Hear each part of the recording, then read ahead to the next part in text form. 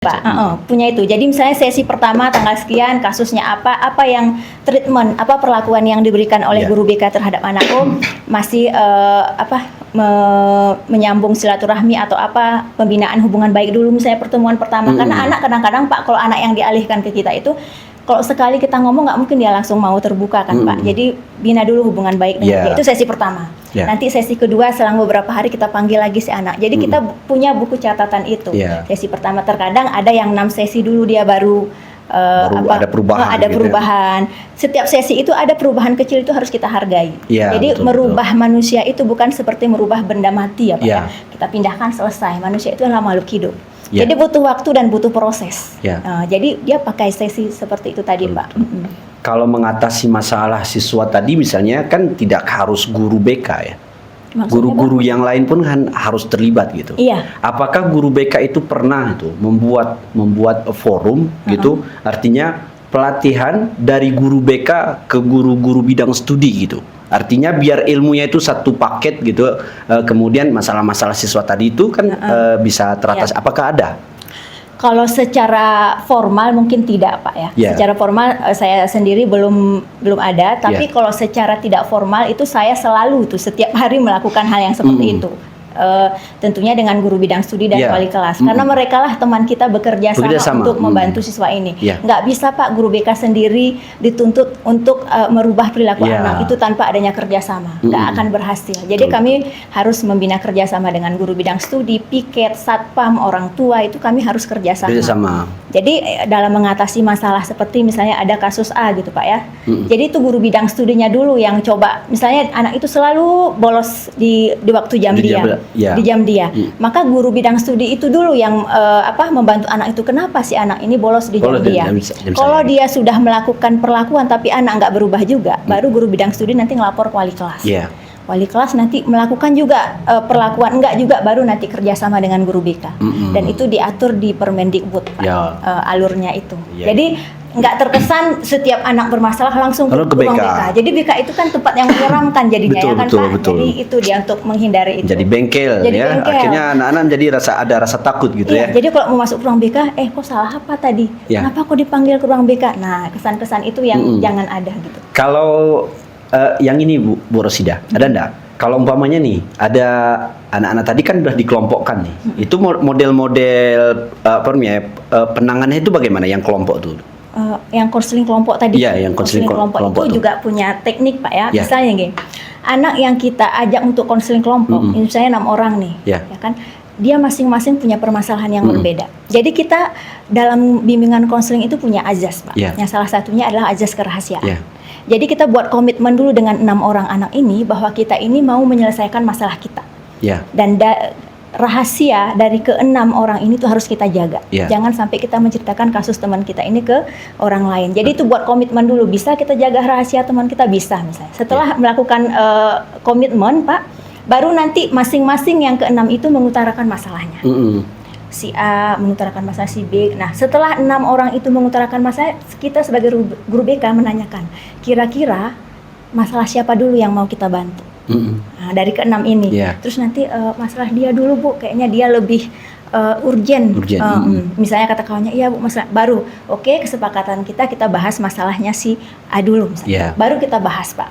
Dia nggak selesai terus dalam sehari itu. Jadi setelah misalnya selesai proses, kita bahas masalahnya, kita minta pendapat dari kawan-kawan dia.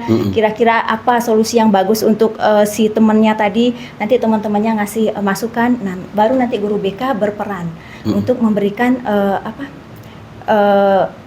pilihan-pilihan kira-kira apa penyelesaian masalah dari yang dihadapi oleh si A itu tadi. Kalau yang berkelanjutan ada enggak? Misalnya kayak gini Bu ya. Guru BK membuat materi ini penanganan misalnya mulai dari pencegahan dan sebagainya, tapi dia itu per kelompok. Misalnya minggu ini pertemuannya tentang materi ini.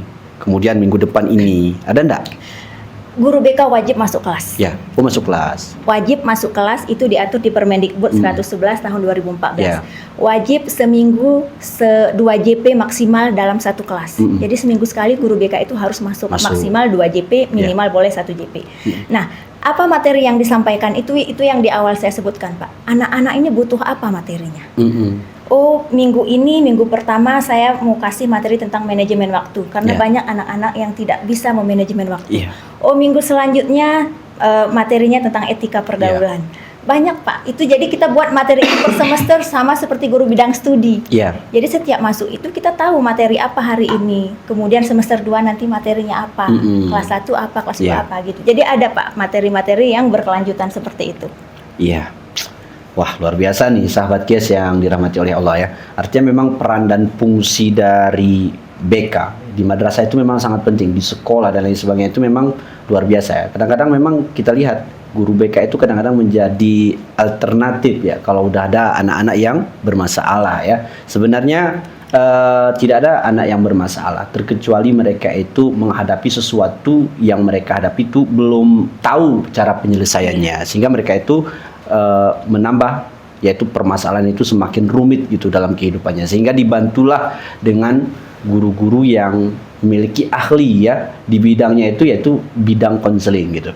Nah kemudian Bu Rosida nih, kalau pengembangan potensi anak-anak itu, ini ada anak yang bermasalah nih gitu kan, bagaimana kita bisa mengembangkan potensinya?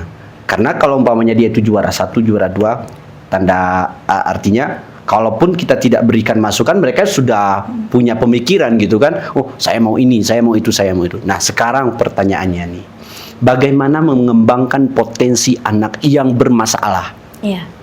Yang pertama tentunya kita selesaikan dulu masalahnya Pak. Kita selesaikan gitu. dulu masalah dia, baru nanti kita gali apa potensi dia. Mungkin kendalanya terkadang itu di penyelesaian masalah tadi ya Pak. Saya punya kasus nih Pak, misal nih Pak, kalau Bapak secara umum aja lah, secara kasat mata seperti itu, ada anak yang misalnya Bapak guru nih, ada anak setiap jam Bapak, dia selalu keluar. Setiap jam Bapak, atau setiap hari mungkin sekitar jam 10 dia keluar, bolos ini Pak, bolos, kemudian dia balik lagi nanti setelah dia mau pulang. Selalu seperti itu. Bagaimana pandangan Bapak terhadap anak yang seperti itu? Coba ini secara ini aja dulu Pak. Kalau secara kasat mata berarti dia tidak senang pelajaran kita, satu. Yang kedua, berarti ada sesuatu yang harus kita telusuri dulu apa penyebabnya gitu ya. Nah, kemudian yang ketiga, kita panggil, yaitu secara umum gitu kan. Iya, secara umum aja. Ini kan secara awam aja. Berarti yang pertama tadi kita menganggap dia itu tidak senang dengan pelajaran kita, itu secara umum yang secara pertama tadi Pak ya. Nah, kalau misalnya si guru sudah menganggap anak itu tidak senang dengan pelajaran dia, kira-kira guru itu akan berperilaku seperti apa terhadap anak? Ya, biasanya yang nggak suka, kan, Pak? Jadi mungkin perlakuan kita terhadap anak itu ya kayak mana ya, menunjukkan rasa tidak suka ya Pak ya, seperti itu ya. Nah saya punya kasus seperti itu nih Pak anak. Jadi banyak guru yang ngeluh terhadap si anak ini. Tiap hari jam 10 dia keluar, nanti jam-jam 1 dia balik lagi dengan keringatan, dia lompat pagar, mungkin keringatan dia masuk lagi ke kelas.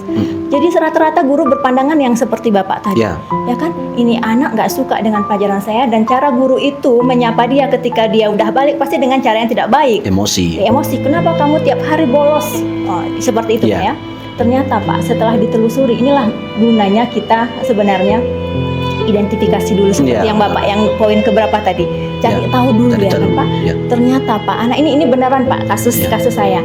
Anak itu tadi setiap jam 10 itu dia bolos, rupanya dia mengejar ada truk barang Pak, truk barang dari Medan itu nyampe di terminal itu jam 10. Jadi dia jam 10, sebelum jam 10 dia udah lompat pagar, rupanya dia menjadi kuli panggul untuk menurunkan barang-barang yang dibawa mobil besar tadi Pak. Nah setelah dia menjadi kuli panggul, sudah dia turunkan barang dengan keringatan, dia dapat uang Pak, dia beli nasi, dia pulang ke rumahnya, ternyata ibunya itu stroke, dan dia punya adik umur 2 tahun. Ayahnya sudah pisah dan ayahnya sudah pergi meninggalkan dia. Dia balik Pak ke rumah, dia beli nasi tadi, pintu dia kunci karena adiknya tadi 2 tahun, kalau nggak